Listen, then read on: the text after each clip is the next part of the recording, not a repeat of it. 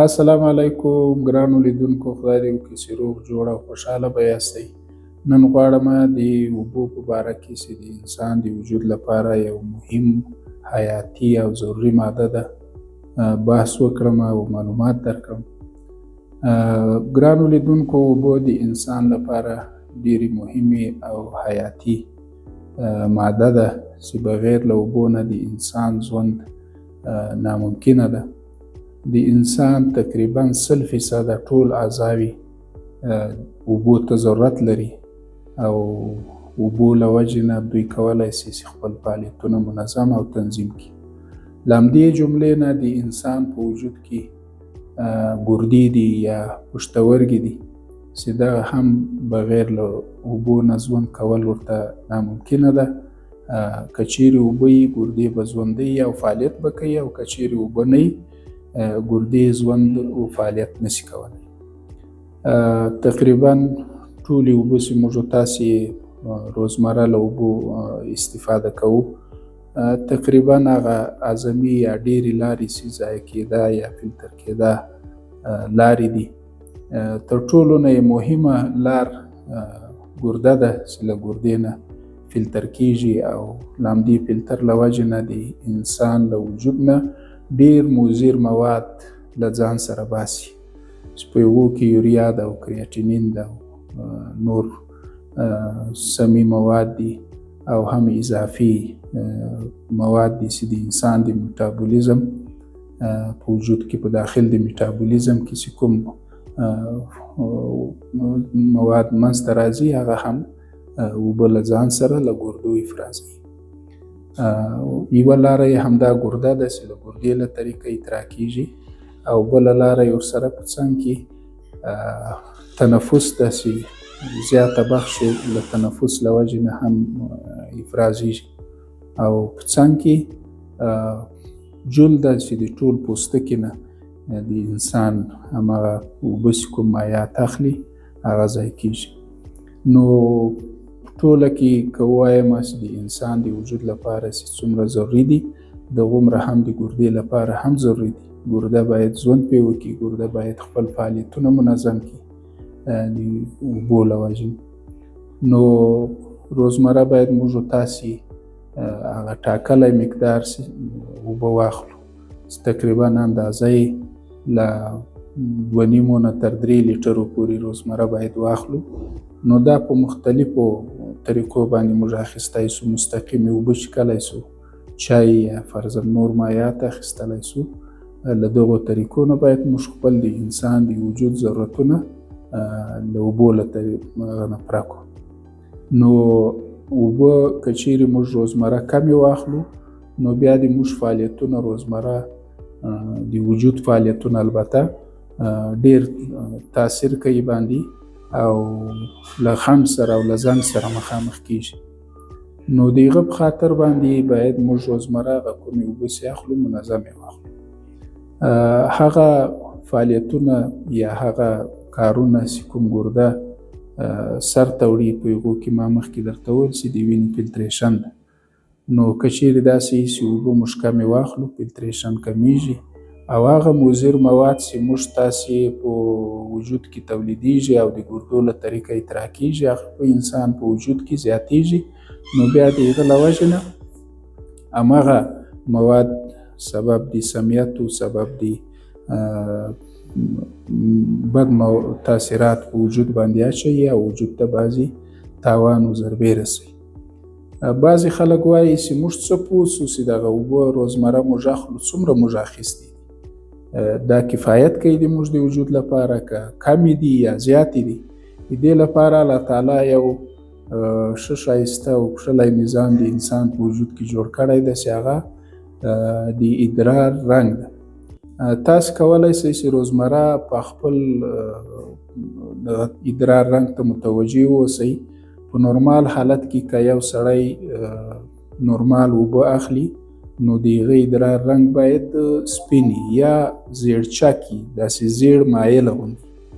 او که چیرې بیا داسې و چې اوبه مو کمې اخیستي نو بیا د ادرار رنګ زیړیږي، حتی که لږ نور هم کمې واخیستل شي او فلتر د اوبو په ګرده کې کم شي حتی نسواري رنګ ته او سوروالي ته نږدېوالی کوي. نو دغه یو مهم شاخص ده او اسانه شاخص ده، هر څوک کولی شي چې دې شي ته متوجه واوسي. که چیرې مو د ادرار رنګ سپین و، په دې باندې پوه شئ چې نن موږ اوبه نورمال اخیستي دي او پرم اخیستي دي، د وجود ضرورتونه پکې پوره سوي دي. او که چیرې د ادرار رنګ زیړي یا فرضاً نسواري رنګ یا فرضاً لږ تور رقم یا سوروالی رنګ ته نږدې، نو دې نه باید تاسې پوه شئ چې تاسې نن اوبه کمې اخیستي دي. نو کوشش وکئ په هغه وخت کې اوبه زیاتې اخلئ. لکه څنګه چې مخکې وویل 3 لیټره اوبه، 3 لیټره په عام اصطلاح کې تقریبا دغه غټ غټ بوتلان 2 راځي. د اوبو بوتلې چې کومې دي د آب معدني، دغه 2 بوتله روزمره باید استفاده شي، واخیستل شي، نو هماغه کفایت کوي. او که چیرې بیا په ګیلاسو باندې چا سره بوتل نه یا اندازه کولی نه شي، نو حداقل 4 ګیلاسه 1 لیټر راځي، نو تقریبا 12 ګیلاسه په دې کې کولی شي چې په دا 12 ګیلاسو کې 4 ګیلاسه یا 5 ګیلاسه یا 6 ګیلاسه اوبه واخلئ، یو 3-4 ګیلاسه چای واخلئ، نور سره نور اوبلن خوراکونه ورسره استفاده کوي، نو د تاسې د وجود اوبه به پوره وي. نو د هغه په خاطر باندې چې اوبه مو د وجود پوره سوي، دغه شاخص چې کومې مخکې مې درته وویل چې د ادرار رنګ ده، دغه ورته ډېر ضرور او مهم ده. بعضې خلکو ته سوال پیدا کېږي چې ډاکټر صاحب زه د ګردو تکلیف لرم، د ما ادرار زیړي، د ما ادرار تیره چک دغه تور رقمه یا فرضاً سور رقمه. په ټوله کې عموماً د ادرار رنګ د تاسې د اوبو اخیستلو پورې تړلی ده. که چیرې اوبه هر څومره پوره مناسبې واخلئ، د ادرار رنګ هم بیرته نورمال ته رارسېږي، او که چیرې کمې واخلئ هغه سوروالی پیدا کوي. په اکثره وخت کې دا هیڅ مریضي حالت نه ده. ډېرو وطندارانو دوستانو ته دا تشویش پیدا وي چې دا خو موږ کوم مشکل لرو د ګردو ځکه مو ادرار زیړ ده. نه، حالانکې تاسې په کومه ورځ چې اوبه کمې اخیستې دي، په هغه ورځ به د تاسې د ادرار رنګ زیړي. که مو اوبه پوره واخیستلې بیرته سپینېږي. دا یوه فزیولوژیک پروسه ده، دا کوم مرض پورې ارتباط نه لري. بعضې مرضونه ستاسې په هغه کې که ته اوبه زیاتې هم واخلې یا فرضاً مایعات د وجود پوره هم وي، د ادرارو رنګ تغییر کوي. هغه بیا بعضې حالات شته چې په هغو کې مرضو کې د ادرار رنګ تغییر کوي، خو په هغه کې بیا نور اعراض و علایم هم ورسره موجود دي چې د ادرار رنګ هم تغییر کوي. نو دې شي ته تاسې اکثره مه ورخطا کېږئ د اوبو د ادرار رنګ. بعضې دوستانو ته یو بل سوال هم پیدا کېږي چې دغه اوبه موږ معدني وچکو، موږ فلتر شوي اوبه وچکو، موږ عادي اوبه وچکو، موږ جوش کړي اوبه وچکو، یا چای ښه ده یا اوبه ښې دي، کومو شیانو کې په دې کې برتریت ده او څنګه کومې ښې دي، کومې کمې ښې دي. د هغه لپاره به صرف دومره درته ووایم چې دغه د فلتر اوبه چې کومې په د عام بازارو کې فلترونه پیدا کېږي او خلک یې په کورو کې لګوي، اوبه پرې فلتر کوي، یا هم دغه خپله تصفیه شوې اوبه چې کومې معدني اوبه ورته ویل کېږي، په بازارو کې تیارې پیک خرڅېږي په ګیلاس هغه کې په بوتلو کې. نو دغه اوبو ترمنځ نور هیڅ فرق نشته، صرف یوازینی فرق یې دا ده چې هغه اوبه چې کومې معدني اوبه دي، معدني اوبه ټولې فلتر شوي، ولې میکروبونه نه یې جنلري شوي.